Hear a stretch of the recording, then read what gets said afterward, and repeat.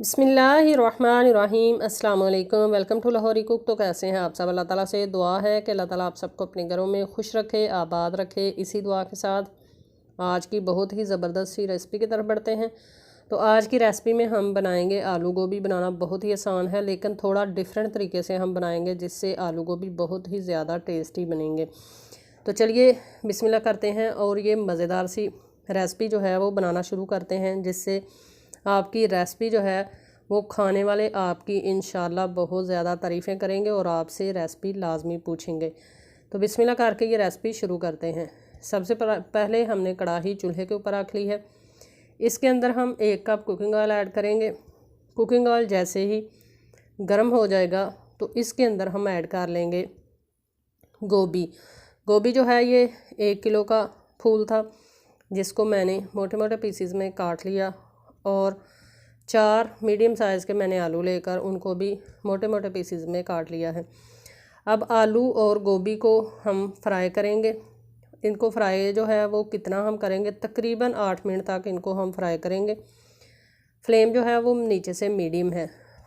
तो मसाले में भूनने की बजाय हम पहले क्यों फ्राई कर रहे हैं, ये भी मैं आपको आगे चलकर बताऊंगी।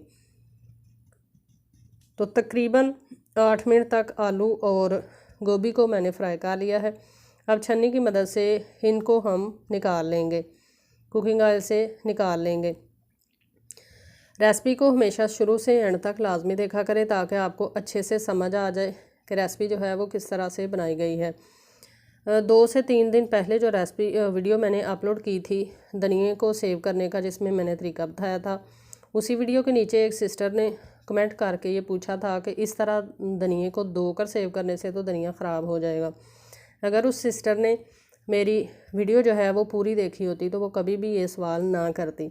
इसीलिए मैं कहती हूँ कि वीडियो को, रेसिपी को शुरू से एंड तक लाजमी देखा करें, ताकि आपको अच्छे से समझ आ जाए और आपको पूछने की ज़रूरत पेश ना आए।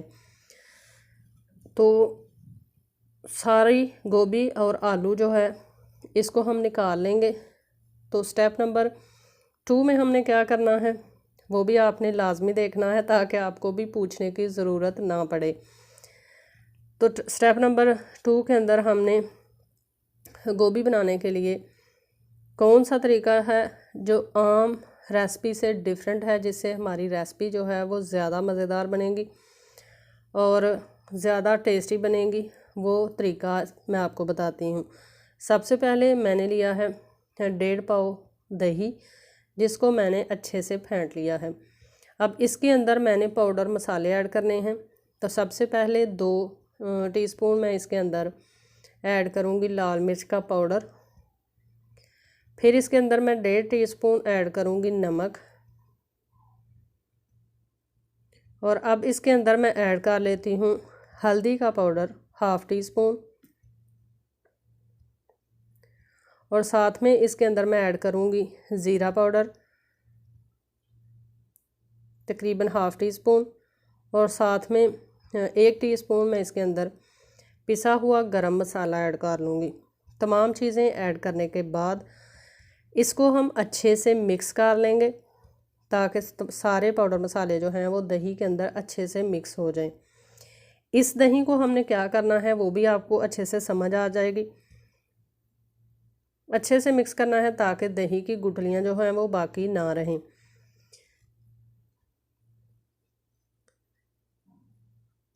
तो धनिया का सॉरी मैंने बताया नहीं कि धनिया जो है उसको मैंने फ्रीज़ करने का तरीका बताया था। अगर धनिया को धोकर ज़्यादा अरसे के लिए फ्रीज़ किया जाए तो धनिया ख़राब नहीं होता।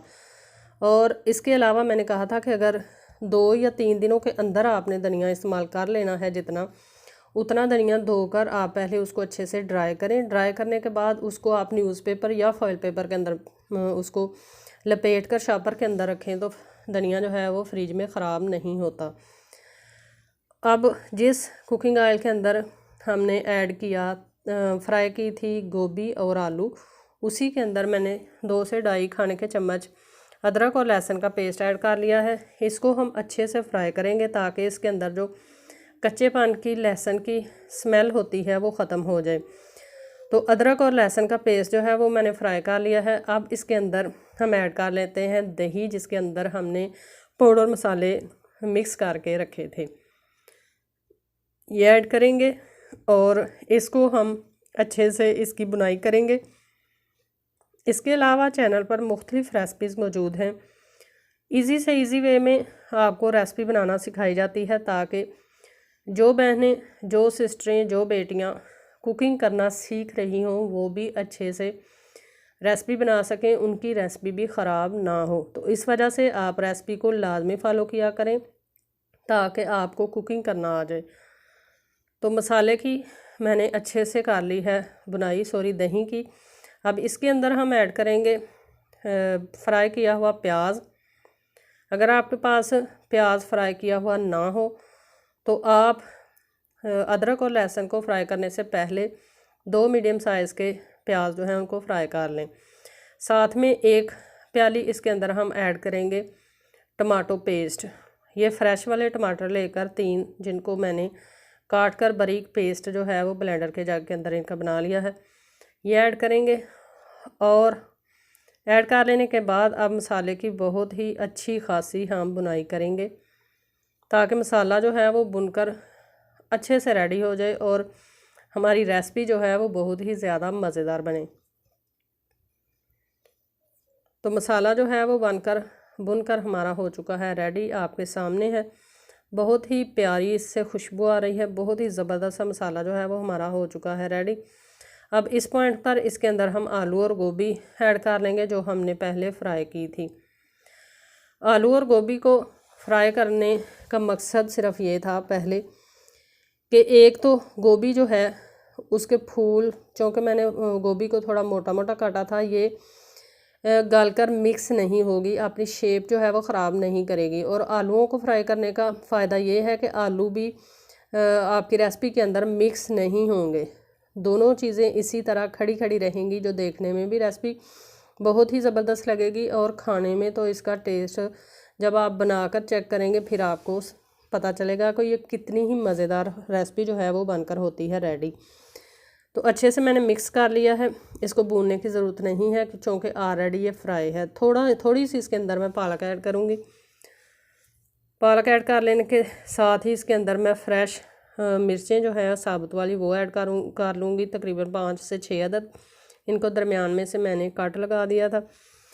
अब मिक्स करके इसको हम ढक देंगे और ढक कर इसको हम दम वाली फ्लेम पे तकरीबन 6 से 8 मिनट तक छोड़ देंगे।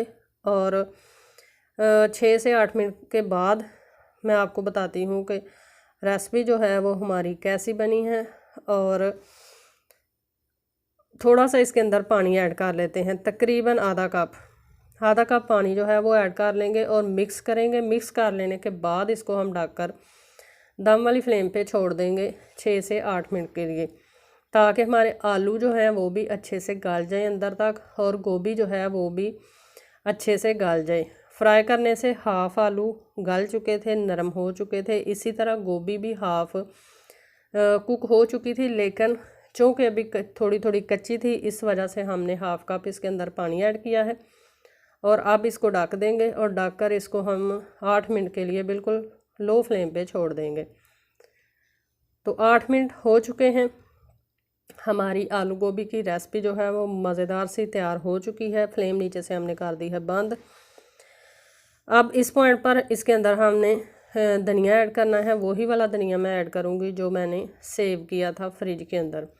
तो आप देखेंगे कि धनिए का कलर बिल्कुल भी चेंज नहीं हुआ और खुशबू भी इसकी बिल्कुल भी चेंज नहीं होती। ये देखें कितना प्यारा बिल्कुल फ्रेश लग रहा है धनिया। अच्छे से इसको मिक्स करेंगे और इसको आप पराठे के साथ इंजॉय करें, रोटी के साथ इंजॉय करें या आप चावलों के साथ इंजॉय करें, हर तरह से आपको इंशाल्लाह मज़ेदार लगेगी। तो माशाल्लाह से तैयार है हमारी बहुत ही मज़ेदार सी आलू गोभी की रेसिपी। आई होप कि आपको रेसिपी पसंद आई होगी। रेसिपी पसंद आई है तो इसको लाइक करें, फ्रेंड्स फैमिली मेम्बर के साथ शेयर करें, कमेंट बॉक्स में प्यारा सा कमेंट करें। इंशाल्लाह फिर लौट कर आएंगे एक नई आसान और बहुत ही मज़ेदार सी रेसिपी के साथ। तब तक के लिए अपना बहुत सारा ख्याल रखिएगा, हमें दुआओं में याद रखिएगा और हमारी रेसिपी को लाजमी फॉलो कीजिएगा। अल्लाह हाफिज़।